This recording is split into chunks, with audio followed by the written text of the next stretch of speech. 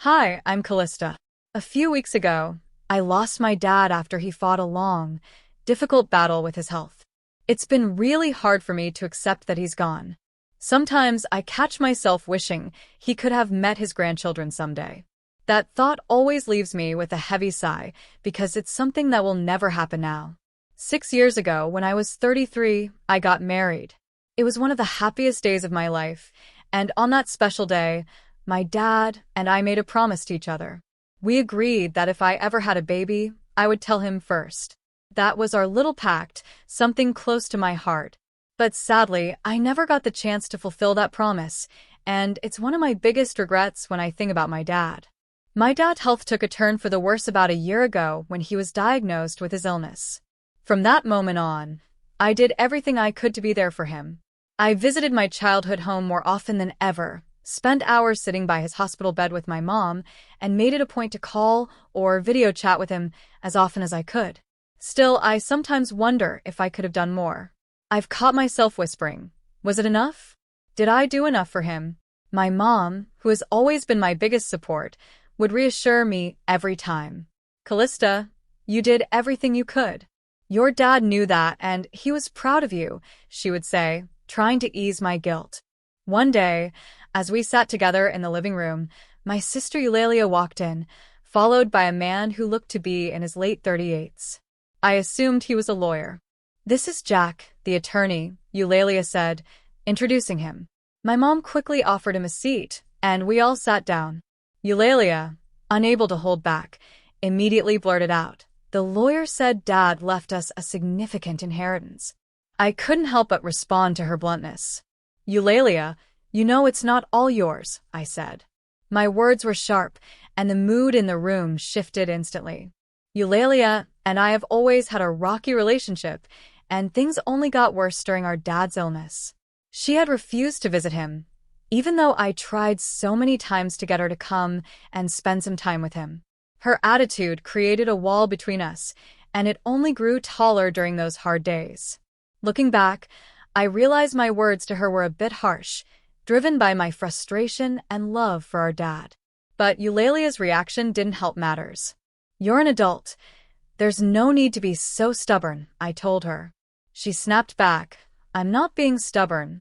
Living in the city and traveling all the way to the countryside isn't as simple as you think." "It's just a 3-hour drive," I argued. "Those 3 hours aren't just about time, Callista," she said angrily. "It costs money too. And money is important to me. I'm busy, so stop nagging me about it." That was the end of that conversation. I couldn't understand why she wouldn't make the effort to visit, even just once. It wasn't about the distance for me, it was about showing Dad that he mattered.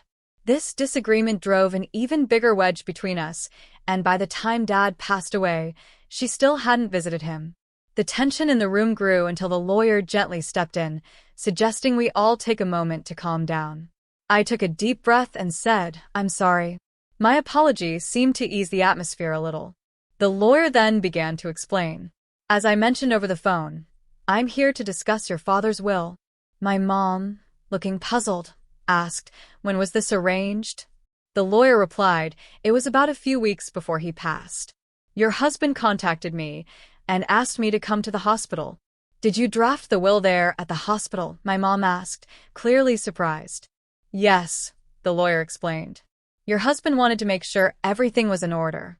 The will was prepared in the presence of his primary doctor, and it was arranged that the doctor would notify me after his passing. That's why I contacted you now." The lawyer then pulled out a white envelope and placed it on the table. My heart sank when I saw the handwriting on it. "That's definitely Dad's handwriting," I whispered softly, holding back tears. Eulalia, looking impatient, crossed her arms and said, "Can we just get on with it? I don't have all day." The lawyer smiled slightly and opened the envelope. Inside, there was a single sheet of paper that listed what Dad had left behind. The inheritance included the house, some land, savings, and something surprising, a storage shed. Eulalia immediately perked up and, with a frustrated tone, asked the lawyer, "Wait, what about the farm?" The lawyer looked surprised. "The farm?" "Yes, the farm," Eulalia said. "Dad used to work on it as a hobby." I explained that our father had run a successful business in a nearby town for many years. But when he turned 50, he decided to slow down. He wanted to focus on his hobbies, including working on a small farm near our home.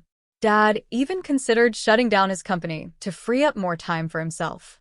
This new mention of the farm added an unexpected twist to the conversation about his legacy. During my high school years, I remember Dad often talking about the importance of slowing down and enjoying life. My sister Eulalia, who was in college at the time, didn't agree with his laid-back attitude. She believed that hard work and ambition were the keys to success and didn't see the value in Dad's decision. However, both my mom and I were more worried about Dad's health, so we supported him wholeheartedly. "Don't worry about the money, Eulalia," Dad had told her back then. "We've saved enough to take care of everything." Eulalia eventually gave a hesitant nod, though she didn't seem fully convinced. Shortly after that conversation, Dad began winding down his business operations. True to his word, he focused on farming and started spending more time working the land near our home. "There's something deeply satisfying about working with the soil," Dad would often say, his face lighting up with joy as he talked about growing vegetables and tending to the earth. Seeing him so happy confirmed for me that we had made the right choice. But Eulalia still seemed unsure. After graduating college, Eulalia had promised to return home and spend more time with the family. But instead, she built a career near her university. Eventually, she married the CEO of a successful IT firm she had met through her job. With her busy life in the city, she rarely visited home. As we talked about Dad's will, Eulalia insisted the farm should be part of the inheritance. Her insistence prompted the lawyer to take a closer look at the documents. After some digging, he discovered that the farm wasn't actually owned by Dad. It was leased land. "That can't be right," I said, surprised. "I had always assumed we owned the land where Dad farmed." Eulalia's expression changed as the realization sank in. It was disappointing, but in a way, it was also a relief. None of us knew much about farming, so maybe it was for the best. The discussion then moved to how the inheritance would be divided. "The house and the land directly surrounding it will go to your mother," the lawyer explained. Eulalia smirked, probably thinking about the rest of the assets that were still up for grabs. "What about the rest?" she asked eagerly. "The remaining assets include savings and a storage shed," the lawyer continued. "These will be divided equally between the three of you." "Savings? That means cash, right?" "I'll take that," Eulalia quickly declared, her eyes lighting up at the thought of the money. "The total savings amount to approximately $200,000, the lawyer informed us. This sum is not subject to inheritance tax." Eulalia leaned forward with excitement. "I want the $200,000 in cash," she said triumphantly, as though she had already won. Her confidence didn't sit well with me. "Hold on," I said, raising my voice a little. "I don't agree. Why should you get all the cash?" "Because I'm the eldest," Eulalia shot back, as if that was a good enough reason. "Fine," she added dismissively. "You can have the storage shed." "What's that even worth, anyway?" Her tone annoyed me, but I stayed calm. The lawyer clarified, "The storage shed is located near the farm. Whoever inherits it will own the shed, the small patch of land it's on, and anything inside it." Suddenly, Eulalia seemed more interested. The mention of additional land caught her attention, even though it was just a small plot. It struck me as strange that someone married to a wealthy CEO would be so fixated on getting more. The lawyer continued, "The land attached to the shed is about 75 square feet, roughly the size of a small bedroom." He then placed some photographs on the table to show us what the shed looked like. The photos revealed a neglected structure. The shed looked worn and weathered on the outside, and the inside wasn't much better. It was filled with simple gardening tools, things like hoses, scissors, and shovels. Nothing in the photos seemed particularly valuable. Eulalia's face twisted in disappointment as she studied the pictures. "I don't want this," she said firmly, pushing the photos away. Her reaction didn't surprise me. The items in the shed had more sentimental value than monetary worth, and Eulalia clearly wasn't interested in sentiment. "Fine," she said, waving her hand dismissively. "You take the cash." "I don't want anything to do with that rundown shed," Eulalia said firmly, her tone making it clear she was eager to distance herself from what she saw as a worthless piece of the inheritance. Hold on. That doesn't seem fair, I protested, realizing how unequal the division was. Eulalia had been quick to claim the $200,000 cash, which was clearly the most valuable part, leaving me with what she considered useless. Her confidence made me feel trapped, especially when my mom said, "As long as Eulalia doesn't complain later, I don't see any issue with this arrangement." Complain? Why would I? Eulalia said, sounding almost smug. She was more than happy to take the money and leave me with the neglected shed. I couldn't hide my dissatisfaction, but before I could argue further, Eulalia dismissed me with a sharp remark. "You care more about Dad than about money, right?" she challenged. Her words caught me off guard, leaving me momentarily speechless. Of course, I valued family over money, but the way she brushed aside my feelings made me feel unsettled and dismissed. In the end, my mom inherited the house and surrounding land. Eulalia walked away with all of Dad's savings, and I was left with the shed.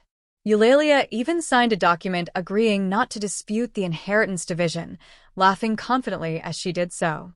Her carefree attitude only added to my frustration. Later, I couldn't hold back my feelings any longer and confronted my mom. "Why didn't you support me?" I asked, feeling hurt and let down. "I did help," she insisted. "I made sure you got the shed." "But I'm not happy with just the shed," I argued, unable to see its value. "You might find something wonderful if you give it a chance," Mom said with quiet optimism. Her words planted a small seed of hope in me. Maybe she was right. Maybe there was more to the shed than I realized. After receiving the key from the lawyer, I decided to visit the shed. It was located near the field, about a peaceful 25-minute walk from our house along an overgrown rural path. The field, which Dad had leased until his health began to decline, now lay empty and untouched. The stillness of the area added a solemn, almost forgotten feeling to the walk. When I reached the shed, I stood in front of its worn exterior for a moment, hesitating. Then I unlocked the door and stepped inside. The air was thick with the smell of dust and disuse, and everything was covered in a fine layer of dirt. "Wow, this place hasn't been touched in ages," I muttered to myself. Despite the initial disappointment, I clung to the hope that I might find something of Dad's, a keepsake or a hidden treasure that would remind me of him. As I looked around, I saw that the shed was just as it appeared, a simple storage space filled with old farming tools. Shovels, hoses, and scissors lined the shelves, and there was nothing that immediately seemed special. Maybe I should just take what's here for now, I thought, my eyes scanning the dim, cluttered room. But as I continued to look around, something about the shed felt odd. The interior seemed smaller than the exterior, like there was less space inside than there should have been. Am I imagining things? I wondered. To make sure, I stepped outside and walked around the shed, trying to get a clearer perspective. That's when I noticed something that stopped me in my tracks, a second door, hidden behind a thick cluster of trees at the back of the shed. "Wait, another entrance?" I gasped, my heart racing. From inside, there had been no sign of this door. It was as if the space behind it didn't exist at all. The realization filled me with excitement and curiosity. Could this be one of Dad's secrets? He had always loved surprises, whether it was hiding gifts on my birthday or planning unexpected adventures. Memories of those moments with Dad brought tears to my eyes. This discovery felt like one of his little surprises waiting for me to uncover. Wiping my tears, I re-entered the shed, determined to find a way to open the hidden door. After searching through the tools and shelves, I found something unusual, a set of 3 small keys cleverly hidden in the handle of a shovel. My heart raced as I rushed back to the rear door, hope building with every step. I stood in front of the mysterious door, keys in hand, ready to find out what Dad might have left for me. With a deep breath, I inserted the first key into the lock, eager to see what secrets the shed held. I inserted one of the keys into the mysterious back door, and with a satisfying click, it unlocked. The door creaked as it swung open, revealing a cramped, hidden space. Inside stood a single large safe, solitary and imposing. My heart raced as I stared at it, a whirlwind of thoughts flooding my mind. Is this from Dad's company? I wondered aloud, the sight sparking a mix of curiosity and nostalgia. The safe seemed to hold secrets, perhaps even a final message or gift from my father. It felt like he had left me a piece of himself to uncover, a personal treasure hunt for me to embark upon. As I stepped closer, recognition washed over me. This was the very same safe that used to sit in the corner of my dad's office, a sight I remembered vividly from my childhood. I could almost hear his voice and see him working at his desk. The connection was immediate and emotional, filling me with a deep sense of nostalgia. This discovery felt meaningful, as though Dad had planned it. But knowing him, I couldn't shake the feeling that this was just the beginning of his surprises. There's got to be more, I whispered to myself as I inserted the second key into the safe's lock. The lock clicked and the safe door creaked open, revealing its contents. My breath caught in my throat as I stared inside. The safe contained a collection of valuable watches, each carefully stored and well-preserved. Watches had always been one of Dad's passions, but I never realized how extensive his collection was. The sight left me amazed, and I felt an overwhelming sense of gratitude. Realizing the significance of this discovery, I quickly secured the safe and went to inform my mom. Later, with my husband's help, we transported the safe to our house. As we carried it, I couldn't help but think about the implications of what I had found. The watches were undoubtedly valuable and part of my inheritance, but I worried they might also bring legal or financial complications. Determined to handle everything properly, I contacted the lawyer we had consulted earlier. He suggested I seek advice from a certified public accountant, CPA, to navigate the potential tax implications. Taking his advice, I reached out to a CPA recommended by a friend. The accountant was thorough and helped me handle the necessary paperwork, ensuring that everything was in order.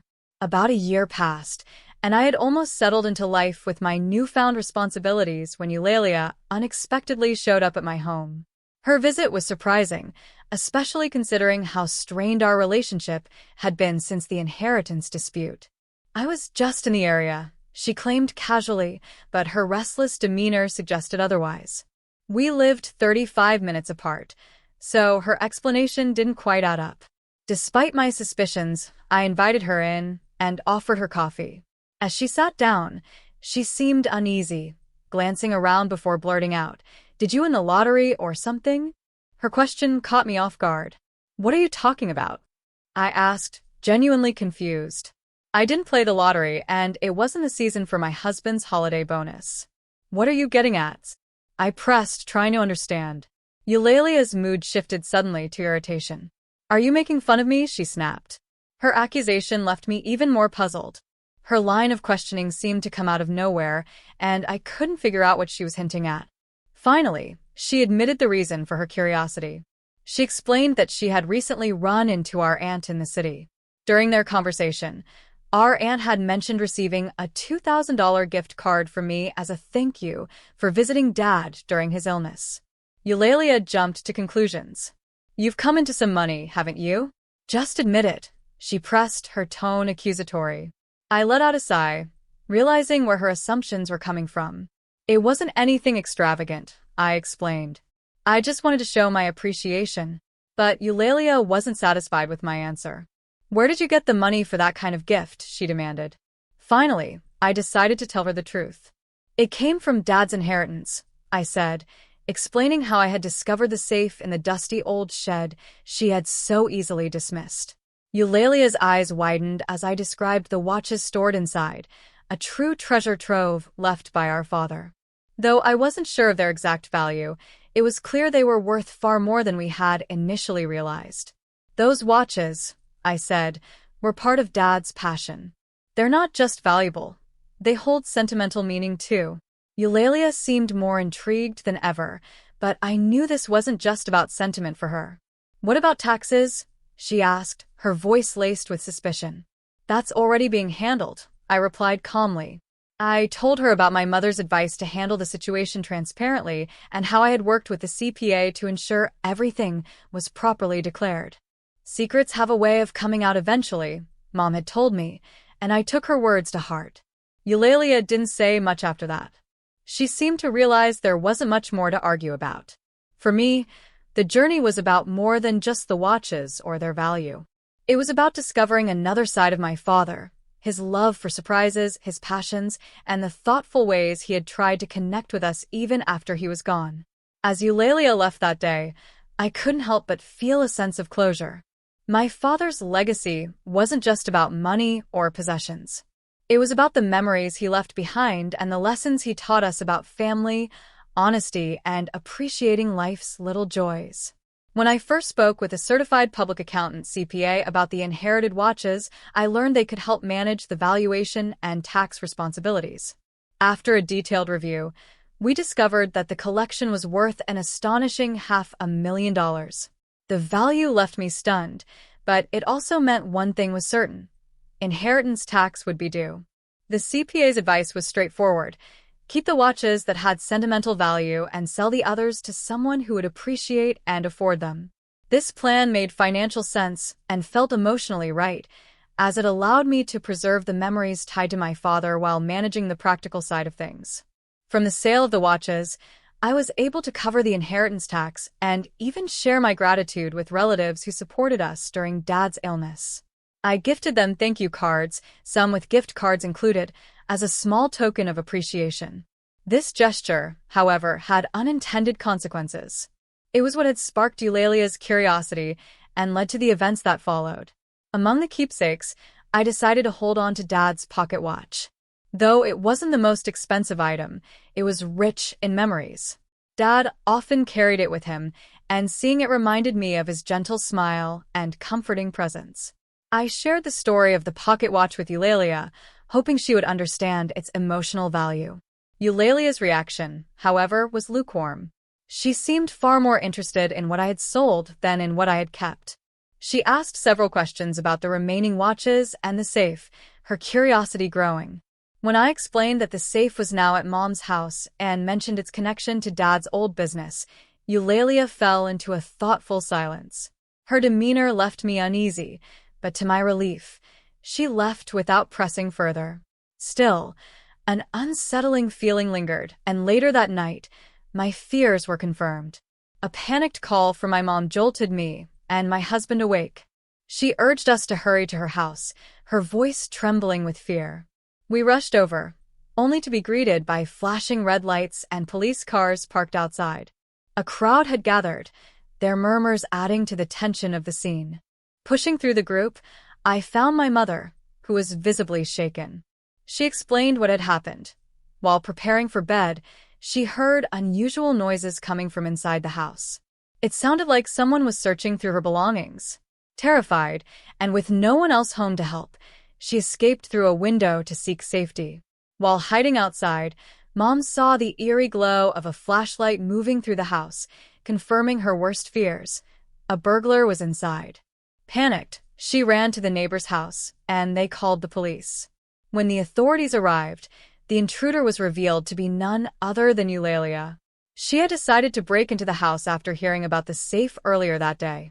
Her reckless actions had caused immense distress for Mom and the neighbor, who had no way of knowing her intentions.